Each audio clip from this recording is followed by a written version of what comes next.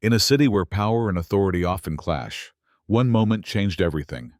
Marcus Whitaker, a director of internal affairs, found himself in the midst of a life-altering confrontation that would expose the very flaws in the system he worked to uphold. It was supposed to be a peaceful lunch, a rare moment of quiet.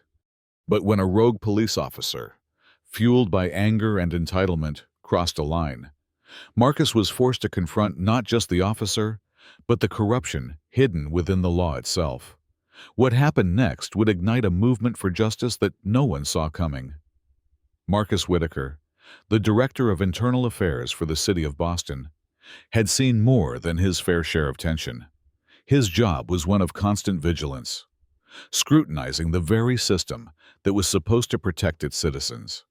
It was a job that often left him with little room for peace.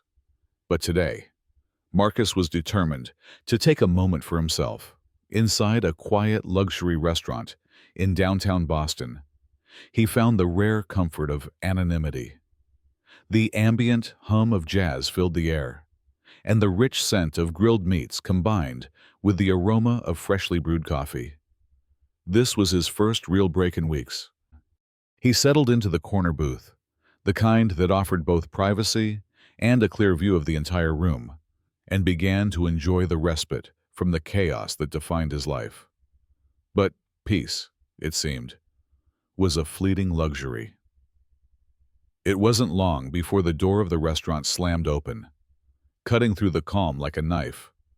A tall figure stormed in, clearly agitated. Marcus recognized him instantly, Officer Derek Nolan. The man was known for his temper and his heavy-handed approach to his badge. But today, Nolan wasn't just angry, he was clearly intoxicated. "Is this your table?" Nolan's voice rang out, hoarse with frustration, as he pointed toward Marcus's booth. The restaurant, already tense with the lunchtime crowd, seemed to hold its breath. Marcus looked up slowly, his demeanor calm as ever. He had dealt with difficult people before, both on the streets and in the boardrooms of City Hall.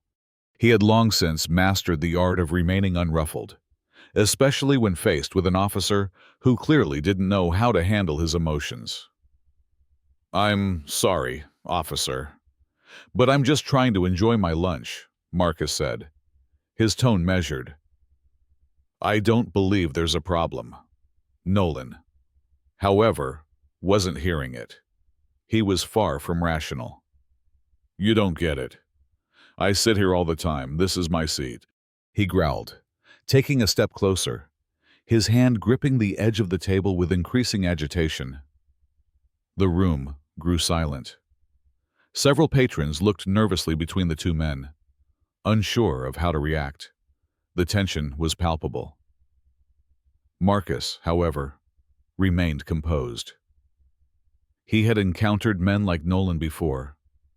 They were the types who used their badges to intimidate others, to assert dominance where none was needed. But today, Marcus was having none of it.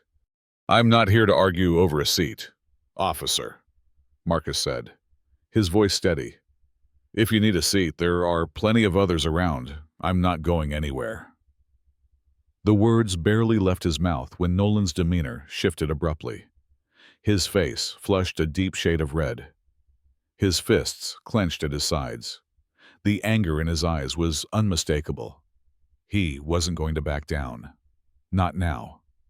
Without warning, Nolan's hand shot to the side of his belt where his gun was holstered. The cold metal of the weapon gleamed under the dim restaurant lights. And with a snap, Nolan pulled it free. The shock in the room was immediate. A gun drawn over a simple seating dispute. It was unthinkable, but there it was. Marcus didn't flinch. His heart raced, but his external calm remained. He had been in high-pressure situations before. He had faced corrupt officers, violent criminals, and life-threatening situations, but this was something different.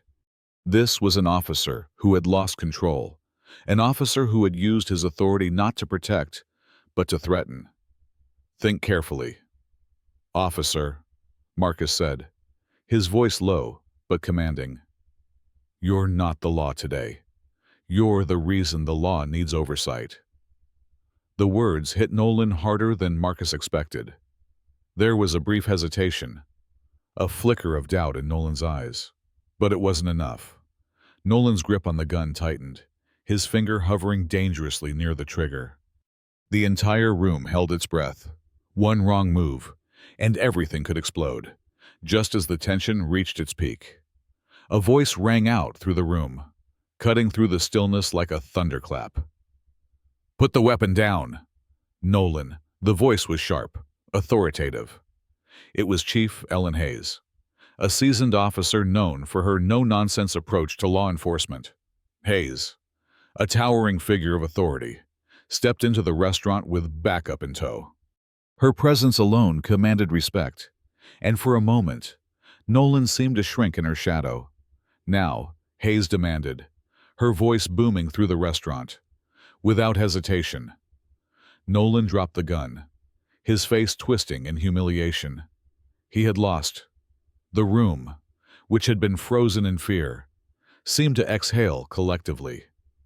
Marcus remained still, his eyes locked on Nolan, but there was no satisfaction in his gaze, only the weight of what had just transpired. As Nolan was handcuffed and escorted out by the backup officers, the atmosphere in the restaurant began to settle.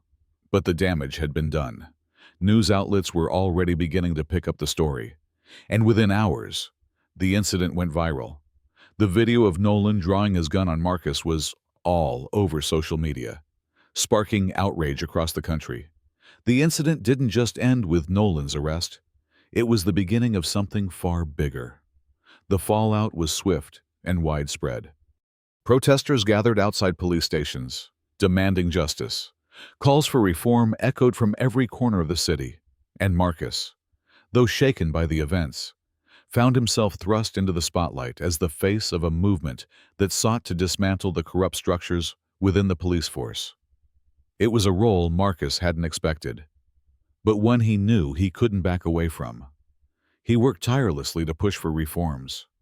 His leadership in this investigation into Nolan's actions led to a nationwide review of police misconduct. And within months, Marcus spearheaded the charge for mandatory body cameras on all officers, as well as the implementation of civilian oversight in police departments. The changes were not immediate, and the resistance was fierce. The police union fought back, claiming that the new measures would undermine their authority. But Marcus held firm. He had seen firsthand the dangers of unchecked power, and he wasn't about to let that continue. The pressure from the public and the media only grew stronger, and eventually, even the most entrenched members of the force had to concede that change was necessary. In the months that followed, Marcus continued to push for justice. He became a symbol of the fight for accountability, not just in Boston, but across the nation. His efforts, along with the work of countless others, led to the creation of independent oversight boards and increased transparency within police departments. It wasn't perfect. Nothing ever was, but it was a start. But as the dust began to settle, Marcus knew that the fight was far from over.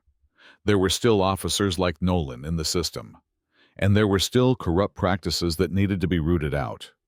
But Marcus had become part of something bigger than himself, a movement that demanded justice, demanded change, and demanded accountability. It wasn't just about one officer. It was about the system itself. And Marcus knew that this was just the beginning. His quiet lunch had turned into the catalyst for a revolution, one that would continue to grow until the scales of justice were finally balanced.